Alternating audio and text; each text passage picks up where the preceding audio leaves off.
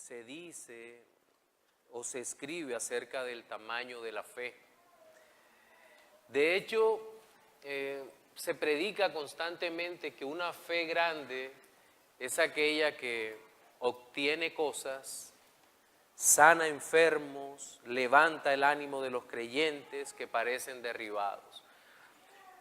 Pero curiosamente, no sé si usted ha notado que esta fe en muchos, lejos de darle ánimos, terminan poniéndolo por el piso porque se empiezan a comparar frente a los, abro comillas, grandes creyentes y dicen, yo no soy eso y no obtengo eso.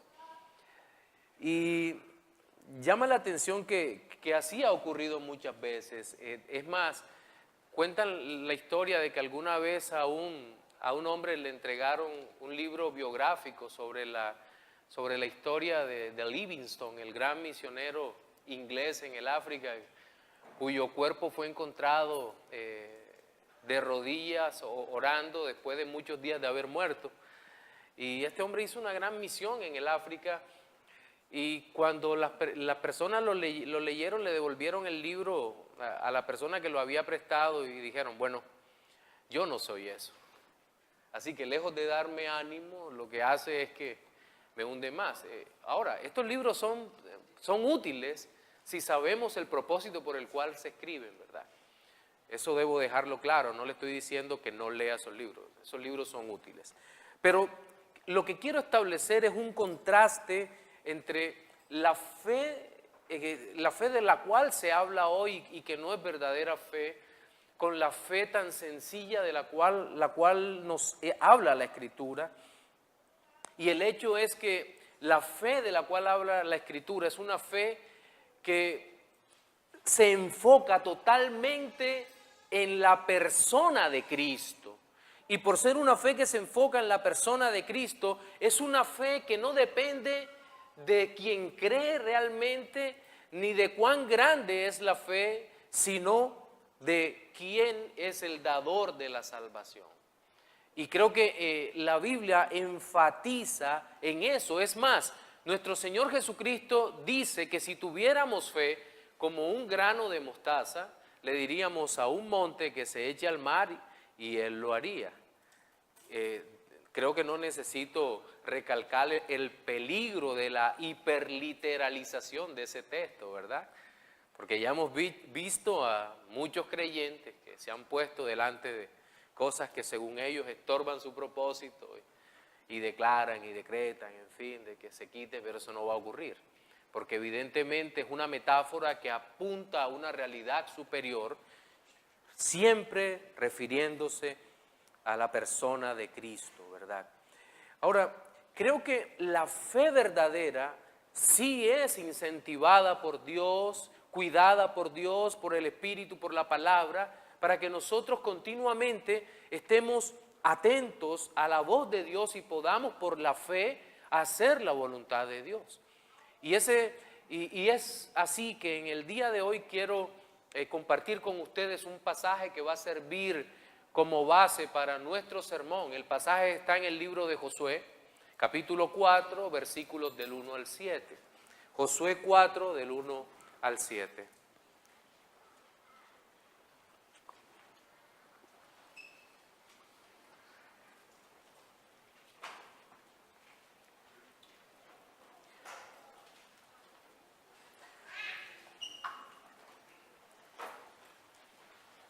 Dice la palabra del Señor.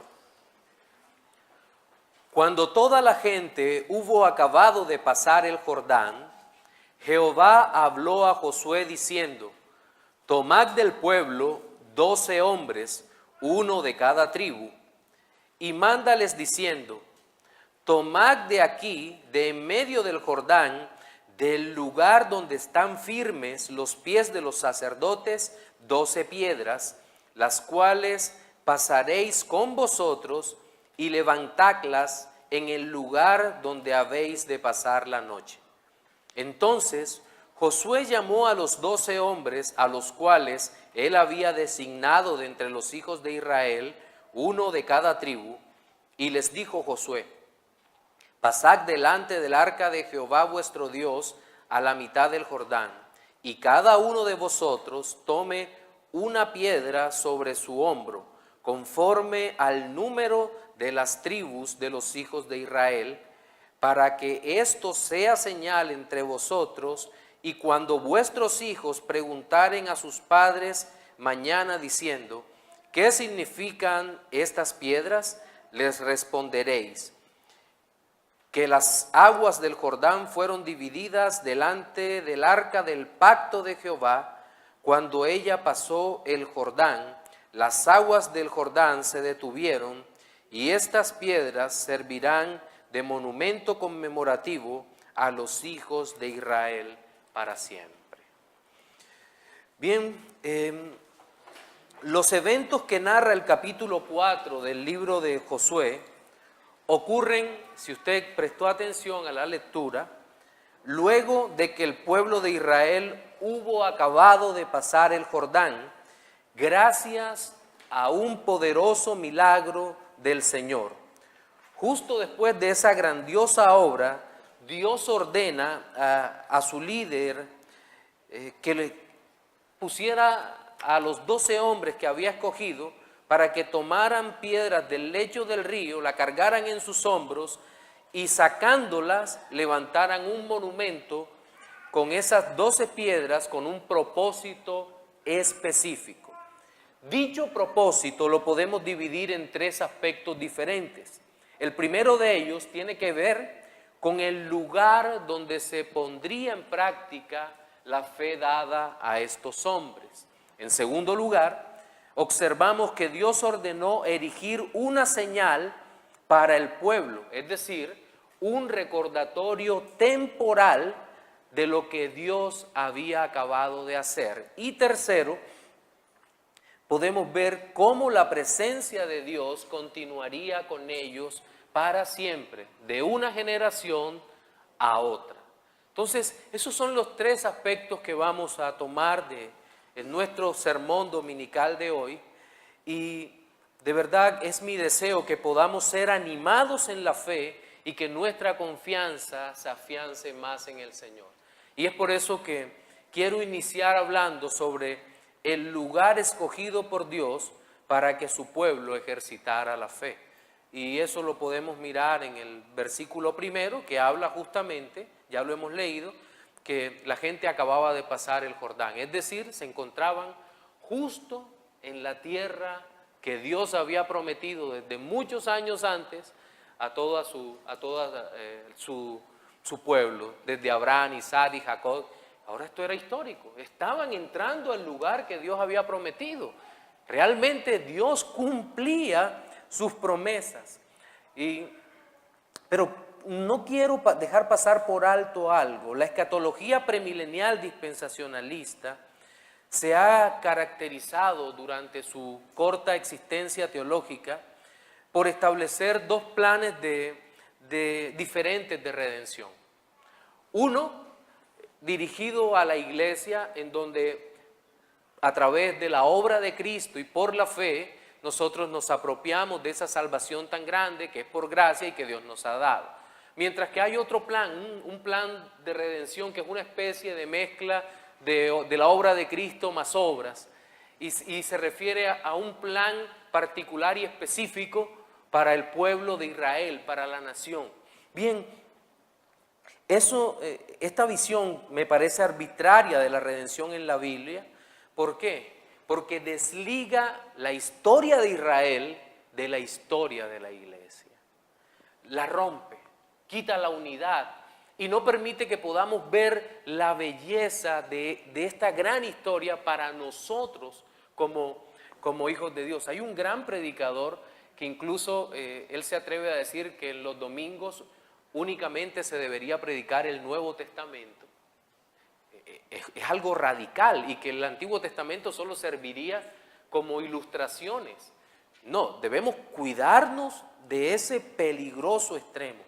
Lo que nosotros observamos en todo el Antiguo Testamento es una y otra vez marcada la obra de Cristo prefigurada a través de personas, a través de objetos, a través de situaciones que continuamente nos van a hablar sobre quién es nuestro Señor Jesucristo hasta llegar a la consumación gloriosa en donde estemos tanto judíos como no judíos, unidos en un solo pueblo, adorando a nuestro Señor Jesucristo que nos ha redimido.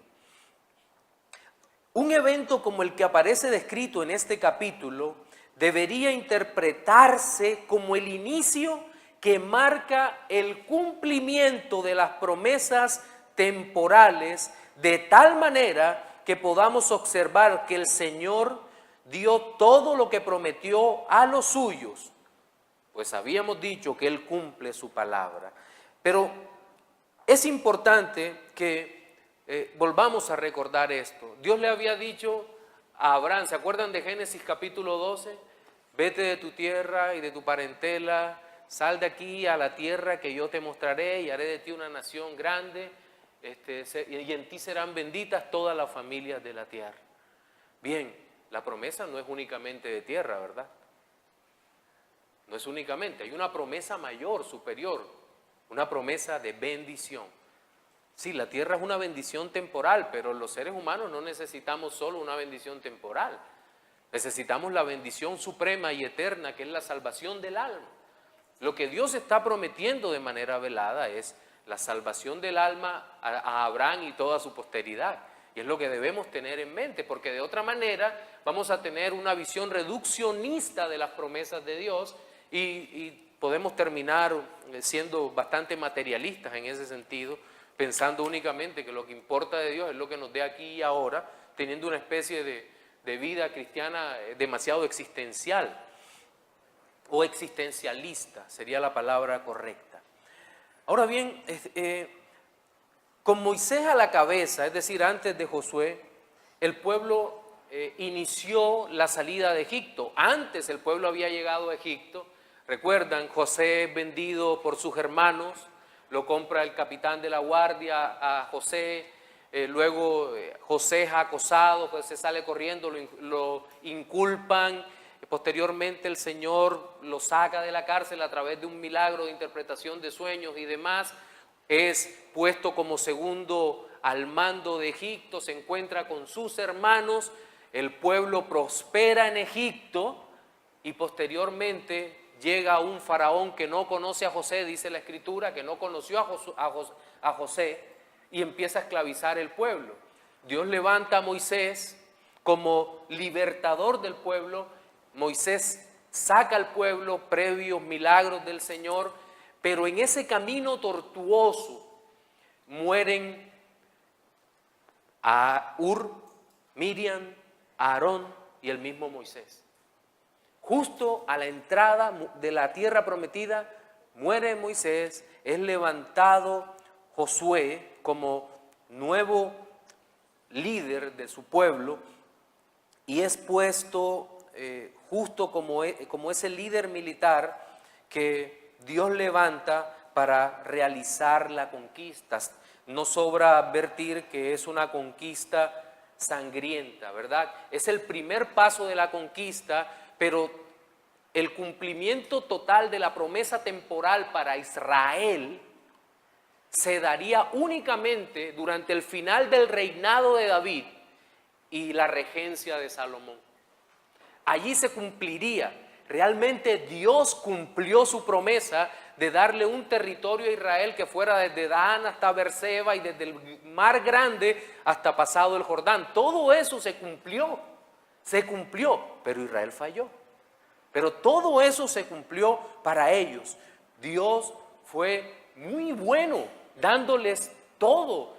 Ahora, no sé si usted se da cuenta en este momento de las implicaciones de esta realidad. Nosotros cometemos un error cuando leemos la Biblia y es el error de la personalización excesiva. Así lo he llamado, seguramente algunos intérpretes le llamarán de otra manera. ¿A qué se refiere eso? Cuando vemos las promesas inmediatamente nos las aplicamos a nosotros. Dios nos prometió. Y vayamos a un israelita que toda la vida ha estado escuchando la promesa de Dios le prometió esta tierra a Abraham, Dios le prometió esta tierra a Isaac y a Jacob. Continuamente, es la misma promesa. Dios prometió, y aquel israelita podía llegar a pensar que esa promesa es para él. Sí, tiene una parte para él, pero no significa que toda la promesa se cumpliría en él. La promesa tiene un elemento individual, pero tiene un elemento colectivo, porque lo que importa en medio de todo esto es la gloria de Dios. ¿Qué significa? Que Dios en algún momento le iba a dar al pueblo todo lo que le había prometido, pero no necesariamente a la generación que está escuchando la promesa. A eso, y con eso debemos tener muchísimo cuidado, porque nos podemos aplicar a nosotros mismos esto. Señor, tú has prometido darnos salud, darnos vida en esto. ¿Estás seguro que en este tiempo? Y es por eso que muchos cristianos fracasan, se desaniman, porque creen que el dolor, la enfermedad, el sufrimiento, la muerte es todo lo que hay, y no pueden por la Escritura mirar un poco más allá y observar la magnífica y gloriosa esperanza que es únicamente en Jesucristo. Pero cerrando un poco este capítulo de la historia, la parte final de este primer versículo, donde dice Jehová habló a Josué diciendo, nos muestra que el Señor, aunque había dejado de manifestar algunos milagros, algunos prodigios, su presencia no se había apartado del pueblo, y esto es realmente hermoso. Piénsenlo, ya la nube no la encontramos, ¿verdad? La columna, creo que lo había dicho en otro sermón, la columna de fuego en la noche y de nube en el día, no la vemos, y el maná había cesado. Creo que cesaba en este momento, listo. ¿Eso significa que Dios había agotado sus misericordias para el pueblo? En ninguna manera. Eso no dice el texto. Dios seguía hablando a Josué. Dios manifestaba su amor y cuidado para con el pueblo. La libertad era un hecho que estaba allí frente a ellos. No solo la provisión es una muestra de la bondad de Dios. Por eso limitamos muchas veces a Dios a eso. No, la provisión es uno de tantos elementos de la providencia de Dios para con nosotros. La libertad es una manifestación mayor de la gracia de Dios. No sé si usted ha pensado alguna vez de toda la libertad que goza. A veces no pensamos en ella, ¿sabe por qué? Porque vemos la libertad como algo normal. Y le aseguro que la libertad no tiene nada de normal. He estado en lugares donde la libertad se acaba de poco a poco. Aquí están mis hermanos de Venezuela, donde la libertad se acaba poco a poco, pero bueno, yo no diría que ya poco a poco, ha sido más fuerte en los últimos años. Nosotros tenemos una libertad gloriosa. ¿Pero por qué tenemos libertad? Por la gracia, el amor y la misericordia de Dios para con nuestras vidas. La libertad no es algo normal, no es algo común. Es un hermoso don que Dios nos ha dado. Ahora, regresemos nuevamente al lugar, porque es el primer aspecto que estamos tocando. ¿Por qué es importante el lugar para vivir la fe? Mis hermanos, es importante el lugar, y que esto sirva de primera aplicación. Porque la fe no es algo abstracto que se vive en la imaginación nuestra, o que se vive en un lugar ideal. No, la fe ha sido dada para vivir en un lugar geográfico específico. Nuestra fe en Jesucristo es eso. La vivimos en un lugar particular. Dios, ¿dónde nos ha puesto Dios? Pues nosotros vivimos aquí en Barranquilla, Colombia, América del Sur, y aquí nos ha puesto Dios a vivir nuestra fe en Jesucristo, a ser testimonio del Señor en medio de esto. Pero ahora, para vivir esa fe, creo que una de las preguntas con las que nos encontramos los creyentes hoy en día es: ¿cómo puedo entender esa fe? ¿Cómo puedo entender la voluntad de Dios y ponerla por obra? Esa es una pregunta válida, una pregunta que necesitamos hacernos. Bien, creo que alguno habrá llegado a pensar que en el periodo del Antiguo Pacto Dios hablaba más con el hombre, porque vemos el caso de Abraham, de Isaac, de Jacob. Jacob vio en sueños, ¿se acuerdan? Jacob en Betel. Después Jacob luchando con el ángel. Regresaré sobre eso dentro de un momento. O Abraham, creo que 4 o 5 veces Dios habló con Abraham en toda su vida. ¿Ha pensado eso? 5 veces en 175 años, no es como muy agradable, ¿no? Dios le prometió a Abraham un hijo y regresó 14 años después a hablar con él y le dijo, bueno, ahora sí, dentro de un año te lo voy a dar, y se lo dio. Estamos hablando de espacios de tiempo enormes, solo que nosotros cuando leemos la Biblia vemos que Dios aparece aquí y dentro de 14 años aparece y está en la otra página, pensamos que los espacios de tiempo son muy pequeños. Y wow, cómo nos traiciona nuestra imaginación con eso, pero esos textos que nos volamos y que nuestra mente los edita automáticamente, en donde dice, bueno, 14 años, bueno, ese dato no tiene importancia, así como el primero de Crónicas no tiene importancia, es genealogía. No, un momento. Dios los ha puesto ahí como marcadores de tiempo para que nosotros entendamos exactamente lo que está ocurriendo y podamos ponerlo en perspectiva, mis hermanos. Sí, ahora, las apariciones de Dios no fueron tan agradables para aquellos que se les apareció. Y pensemos en Jacob un momento. Aparece uno en un sueño y este hombre tiembla y dice, oh no, esto es casa de Dios. Este hombre salió asustadísimo de aquel encuentro y en el otro encuentro salió arrastrando una pierna de por vida. ¿Y todavía usted cree que la relación en el antiguo pacto era mejor? No. Mis hermanos, hoy en día tenemos esta santa, bendita, perfecta palabra de Dios para conocer su voluntad y ponerla por obras. Y podemos escuchar la voz de Dios cada día. Y nosotros no nos vamos a ir al extremo que se han ido tantos banalizando la presencia de Dios, en donde algunos han dicho que mientras se afeitan, Dios aparece y habla con ellos. Si Dios hubiera aparecido, tú no estarías afeitando, te estarías postrado de rodillas delante de ti o muerto. Porque la santidad de Dios no puede ser soportada por nuestros cuerpos mortales. Y la Biblia dice que cuando se manifieste Cristo por segunda vez, en su parusia, en su venida, en su regreso, todo ojo le verá. No solamente los ojos de algunos que afirman ser los llamados únicos para ver a Cristo en este momento. No, debemos tener muchísimo cuidado con este tipo de situaciones. Podemos hoy conocer a Dios, podemos escuchar su voz en la palabra, podemos conocer a Dios de una manera sencilla, cada día leyendo lo que Él dice, lo que su voluntad expresa para nosotros. Pero no es lo único que tiene este texto, porque este texto también nos habla sobre los objetos, abro comillas, comunes, cierro comillas, de la providencia que ayudan a nuestra fe. Los objetos comunes de la providencia que ayudan a nuestra fe. Voy a leer para ustedes los versículos 2 y 3. Dicen, tomad del pueblo 12 hombres, uno de cada tribu, y mándales diciendo, tomad de aquí, de medio del Jordán, del lugar donde están firmes los pies de los sacerdotes, 12 piedras, las cuales pasaréis con vosotros, y levantadlas en el lugar donde habéis de pasar la noche.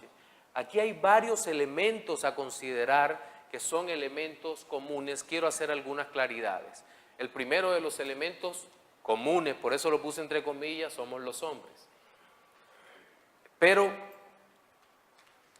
debo decir que aquí hay una prohibición en la ley de Dios, me refiero, no aquí en el pasaje, que es difícil de comprender, que sería difícil de entender para los israelitas y para cualquiera en este tiempo. Y es un mandato de Dios en contra de la idolatría, más exactamente el segundo mandamiento. En Éxodo 24 dice, no te harás imagen ni ninguna semejanza de lo que esté arriba en el cielo, ni abajo en la tierra, ni en las aguas debajo de la tierra. Y la dificultad para aceptar este mandato es que inclina la fe de los santos hacia lo espiritual e invisible, y de muchas maneras la independiza de lo visual, material y temporal. La fe, que no es fe, sino credulidad, se basa muchísimo en lo que ve, en lo que percibe, en lo que siente, en lo que puede palpar, en lo que puede tomar. Y es por eso que la verdadera fe es contraria a nuestro propio sentimiento. El apóstol Pablo dice, por fe andamos, no por vista. Pero nosotros tratamos de acercarnos de nuevo a una forma de fe que se base en lo que vemos o en lo que sentimos. Si bien hoy, miren, esto puede sonar duro, pero muchos evangélicos, hermanos en la fe, han reemplazado las imágenes de cuando eran algunos de ellos católicos romanos por sensaciones. Creo en Dios siempre y cuando sienta algo. Y la verdadera fe no necesita tener sensaciones para creer en Dios.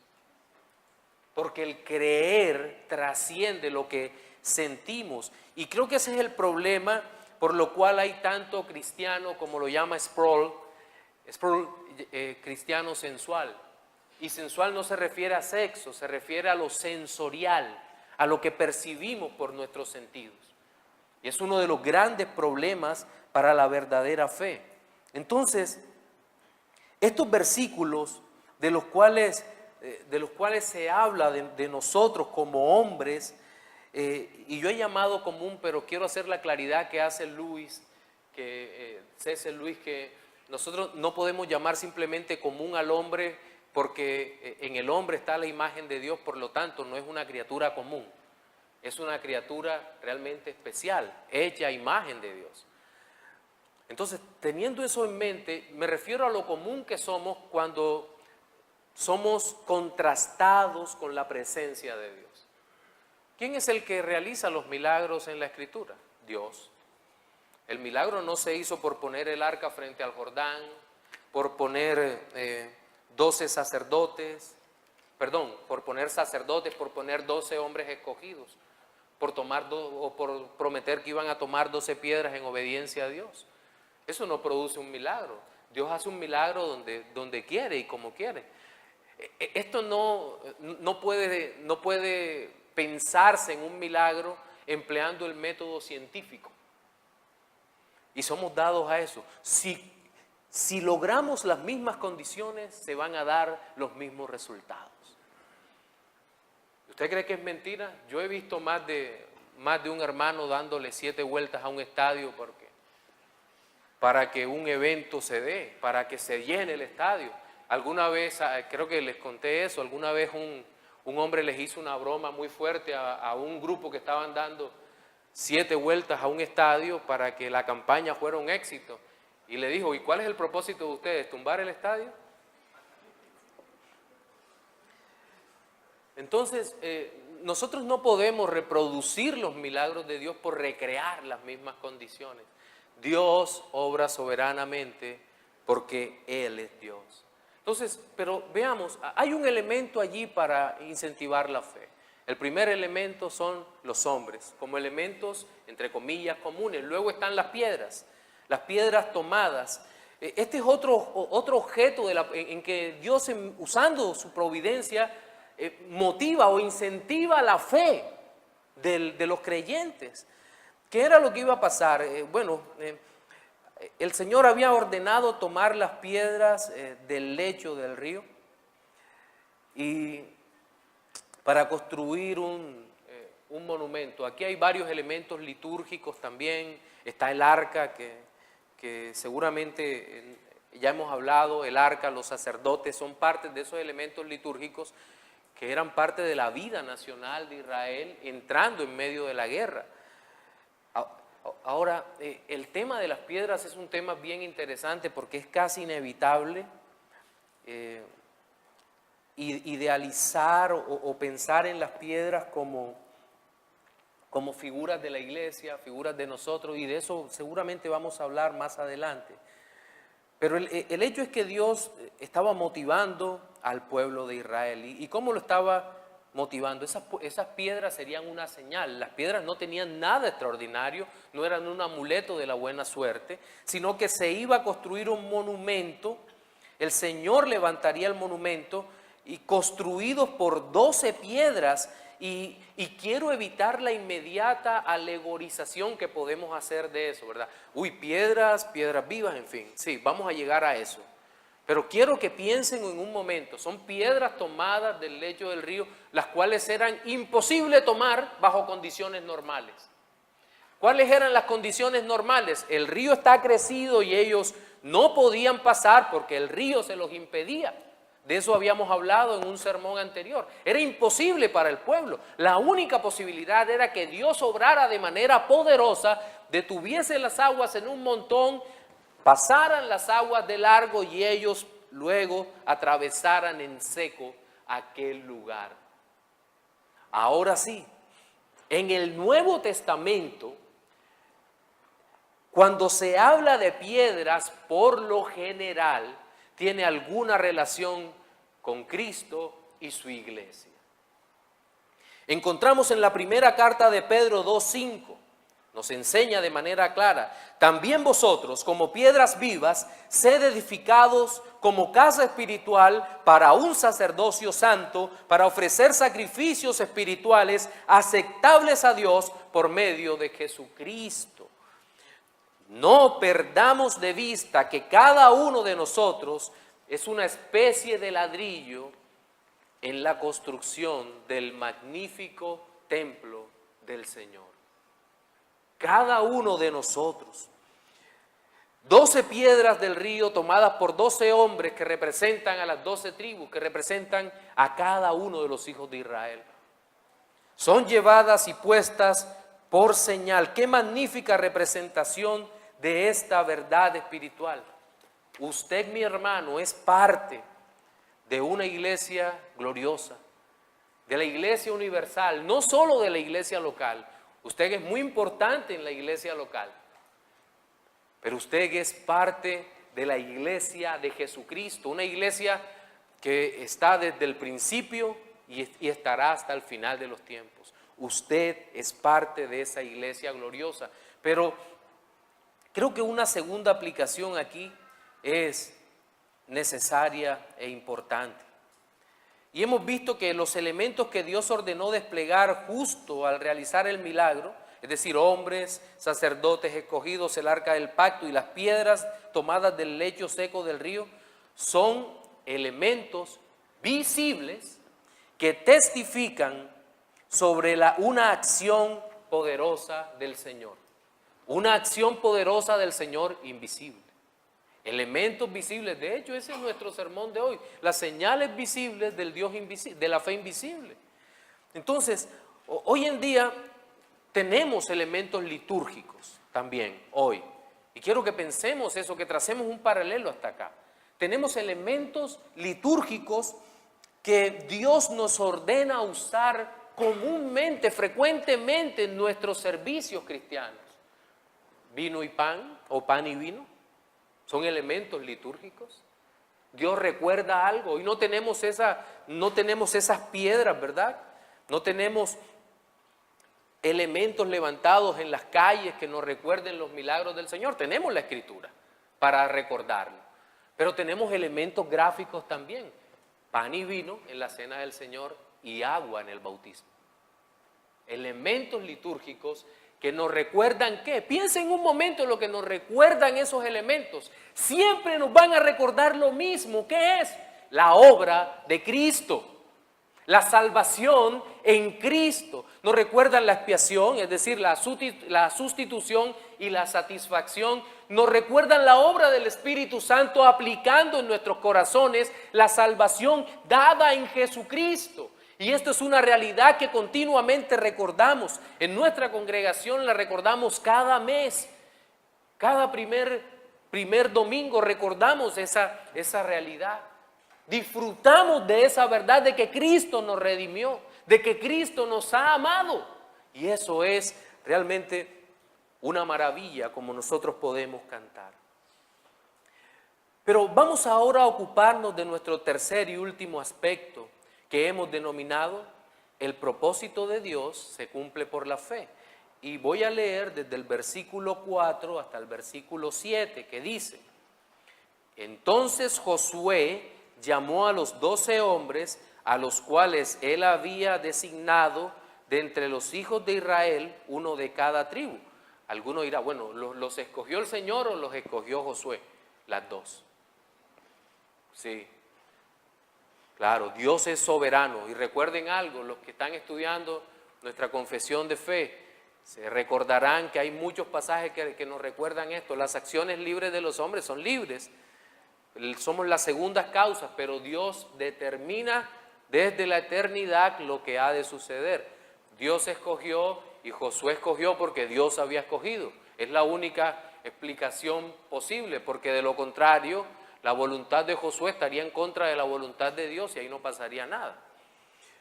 Bien, versículo 5, y les dijo Josué: pasad delante del arca de Jehová vuestro Dios a la mitad del Jordán, y cada uno de vosotros tome una piedra sobre su hombro, no eran piedras pequeñas, conforme al número de las tribus de los hijos de Israel, para que esto sea señal entre vosotros, y cuando vuestros hijos pregunten a sus padres mañana diciendo: ¿qué significan estas piedras? Les responderéis que las aguas del Jordán fueron divididas delante del arca del pacto de Jehová. Cuando ella pasó el Jordán, las aguas del Jordán se detuvieron, y estas piedras servirán de monumento conmemorativo a los hijos de Israel para siempre. Como bien lo hemos expresado, el monumento es una señal visible y temporal del propósito eterno e invisible de Dios. Y debemos aceptar también que en muchas ocasiones el propósito de Dios para nosotros es incomprensible. ¿Quién puede decir que entiende completamente los propósitos de Dios? No. Esta señal no puede ser considerada como un medio de gracia, la señal como tal.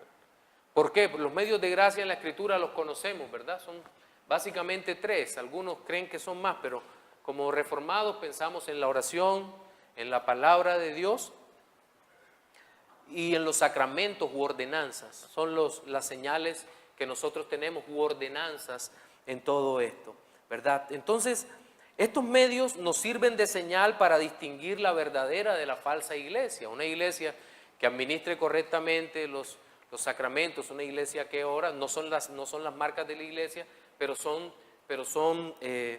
señales, digamos así, de que la iglesia anda bien. Y digamos que esta iglesia practica la fe y cumple los propósitos del Señor.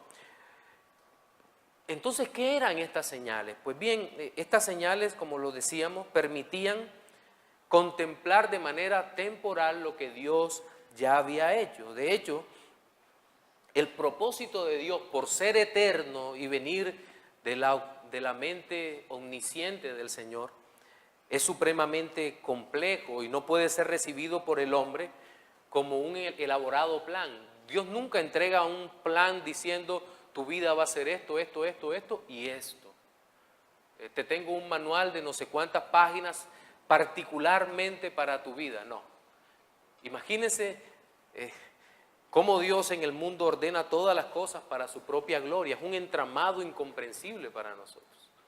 Cómo esta vida va a encajar con esta vida, pero estos dos va a ser para la gloria de Dios, o estos 20 van a ser para la gloria de Dios. No lo sabemos, solamente Dios lo sabe. Pero ¿qué son estas señales? Son indicaciones en el camino, recordatorios que en nuestro tiempo actual y en toda la dispensación del nuevo pacto en Jesucristo han sido reemplazados por asuntos más sencillos y fáciles para los creyentes, como las ordenanzas de las cuales ya hemos hablado. Y es curioso que luego que el Señor pone allí el testimonio, 12 piedras tomadas del medio del río, digan que es para la posteridad, para los hijos de los que habían pasado allí. Y nos empezamos a preguntar por qué. Y es Dios dando importancia al cumplimiento de su propósito, involucrando a las generaciones venideras. Involucrando a las generaciones venideras. Miren, es bien interesante la forma como la eternidad de Dios y su providencia concurren con el ser humano en esta parte. Tenemos una generación tal vez de jóvenes, valientes, fuertes, que van a morir en algún momento, pero tras de ellos vienen sus hijos. Y Dios tiene que enseñarles a través de hombres falibles que Él es el Dios Todopoderoso y cumplir el propósito de Dios, no el propósito del hombre. ¿Qué hace Dios? Pues asegura la enseñanza para la generación venidera. Perdónenme el sarcasmo, aquí no estamos viendo que Dios diga, no, vamos a hacer un culto de jóvenes. Porque ellos tienen que estar en contexto con otros jóvenes, para que aprendan las realidades entre jóvenes que hablan, piensan y sienten de la misma manera. Patrañas. Eso no es cierto, porque la palabra de Dios debe ser enseñada de la misma forma a todos y cada uno. Por eso en este servicio, en este sermón de predicación, están sentados todos, desde los más niños de brazos hasta los más ancianos, todos recibiendo la palabra del Señor, porque es la misma enseñanza para todos. Y no tengo que adaptar mi lenguaje, porque le aseguro, mis hermanos, que hay niños que le pueden explicar mejor las verdades de la fe a algunos ancianos aquí. Es la bendita palabra del Señor. Miren, aquí se da una respuesta tan maravillosa de parte de Dios a los padres, diciéndole lo que tienen que enseñar a la generación venidera. ¿Qué le dice? Le dice, cuando ellos le pregunten, ¿qué es eso? Los niños es la pregunta que más hacen. ¿Qué es eso? ¿Qué es aquello? ¿Qué haces? Tengo un sobrino precioso de 2 años, que cuando me ve lo único que me dice es, tío Ale, ¿qué haces? Es lo único que repite. Y los niños preguntan algo así, ¿qué hace? ¿Qué es eso? ¿Qué es? ¿Qué es? En fin, gloria a Dios, Dios los mandó así de fábrica. Y lo que le deberían decir los hijos de Israel a sus hijos es que las aguas del Jordán fueron divididas delante del arca del pacto de Jehová cuando ella pasó el Jordán. Las aguas del Jordán se dividieron y estas piedras servirán de monumento conmemorativo a los hijos de Israel para siempre. ¿Qué les está respondiendo? Les está diciendo que narrarían el milagro que Dios hizo. Las aguas del Jordán fueron divididas. Está hablando del elemento litúrgico también, delante del arca de Jehová. Piense esto por un momento. Si hablan del arca de Jehová, inmediatamente tendrían que hablar que el arca no estaba sola, el arca no caminaba sola. ¿Quién sostenía el arca? Los sacerdotes. Y si habla de los sacerdotes, tienen que hablar de un orden instituido para el culto. ¿Qué significa? Que los sacerdotes llevaban el arca, pero también los sacerdotes celebraban los sacrificios. ¿Cuáles sacrificios? Los sacrificios expiatorios, los sacrificios de paz, y que todos estos sacrificios que hacían los sacerdotes apuntaban a una salvación mayor. La salvación, no solo la heredad temporal, sino la herencia eterna. Apuntan allá. Es decir, aquí encontramos un recuerdo de la acción divina en donde interactúan 2 o más generaciones, una que enseña, una que aprende, para perpetuar sobre la tierra el propósito glorioso de Dios. ¡Wow! Eso es realmente maravilloso.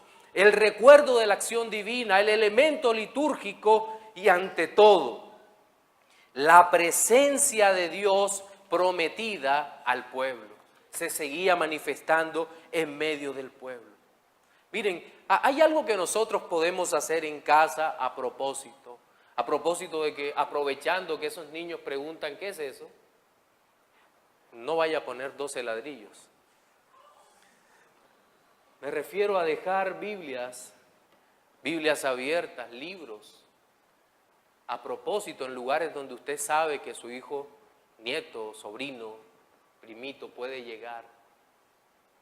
Y cuando pregunte, ¿qué es eso? Esta es la Biblia. Esta es la palabra del Señor que te habla de la salvación en Cristo. ¿Quién es Cristo? Cristo es el Hijo de Dios que vino a la tierra, se hizo hombre y murió por los pecados del pueblo. O puedes regalarle pequeñas cositas o ponerlas en las paredes. ¿No dice eso la Biblia? No, pero es que nosotros somos reformados y no ponemos eso en las paredes. No, mis hermanos. ¿Qué pecado hay en ponerle a uno de estos chicos arrepentidos porque el reino de los cielos se ha acercado en un hermoso cartel detrás de su cama? ¿O qué pensaban? ¿Que iba a poner Cristo te ama? No, ¿verdad? Seguramente vamos a exhortarlos desde niños para que se vuelvan al Señor Jesucristo, ¿verdad? Y creo que aquí hay una última aplicación necesaria en este último punto. Y es que el Evangelio de Cristo, mire, estamos hablando de repeticiones. Al pueblo de Israel, los que pasaron, repetían continuamente las mismas palabras. Pero el Evangelio de Cristo, mis hermanos, es la misma historia que repetimos una y otra y otra y otra vez. Hay un libro hermoso de Charles Spurgeon que se llama La Vieja Historia. Y es el Evangelio presentado a través de toda la Biblia una y otra y otra y otra vez. Y es lo que proclamamos desde estos púlpitos cada domingo una y otra vez. Pero ¿sabe algo? Esa vieja historia, como dice el himno, me encanta repetirla, pues hay quien nunca oyó. Esa vieja historia parece cada día más actual. Es una vieja historia que siempre nos lleva a considerar nuestra vida a los pies de nuestro Señor Jesucristo. Esa vieja historia es más actual que cualquiera de las cosas que nosotros queramos hacer. Es una verdadera tragedia cuando una iglesia se ocupa únicamente de hacer obras de teatro, especiales, canciones, películas, y no predican el Evangelio de Jesucristo. Es una verdadera tragedia para nuestro tiempo, cuando nos ocupamos más en hablar del hombre. El hombre lo único que necesita es redención. No hay otra posibilidad para el hombre. El hombre está perdido en sus delitos y pecados y sin Cristo no hay esperanzas. Por lo tanto, estamos llamados a repetir la historia continuamente. ¿La historia de quién? De Cristo, no mi testimonio personal. A nadie miren, a muy pocos les interesará cómo Dios me salvó o cómo Dios te salvó. Ellos están interesados en cómo Cristo los salva a ellos. Y eso es lo que nosotros estamos llamados a decirles. Arrepentíos y volveos a Cristo. Miren, en nuestro sermón dominical de hoy vimos 3 aspectos relacionados con las señales visibles de la fe invisible. Fueron ellos. El primero es el lugar escogido por Dios para que su pueblo ejercite la fe. El segundo, los objetos comunes de la providencia que ayudan a nuestra fe. Y el tercero, el propósito de Dios que se cumple por la fe. Amonestaciones finales para los no creyentes. Amigo, hoy en día no hay un monumento de piedras puesto delante de ti visible, pero hay una iglesia que está constituido por piedras vivas. De tal manera que cuando tú vienes a una iglesia y preguntes cuál es el propósito de esta iglesia, el propósito es predicarte a Cristo, demostrarte a Cristo, de decirte que únicamente en Cristo hay salvación para tu alma. Por lo tanto, la invitación es que arrepentido corras a los pies de Cristo y por la fe abraces esta salvación, que supliques al Señor que te salve para su gloria y cumplimiento de su propósito. Pero hay una amonestación más para los creyentes. Hermanos, nosotros confiamos en que el Dios eterno y fiel cumplirá las promesas preciosas que nos ha dado. Seguramente el problema o el principal asunto que enfocamos y enfocamos mal es creer que esas promesas son inmediatas, aquí, ahora y para nosotros, cuando en realidad son promesas que se cumplirán a plenitud cuando estemos delante de la gloriosa presencia de Cristo y juntos a una voz le alabemos, y en ese momento entenderemos el propósito de Dios cumplido en nosotros y en cada uno de nuestros hermanos.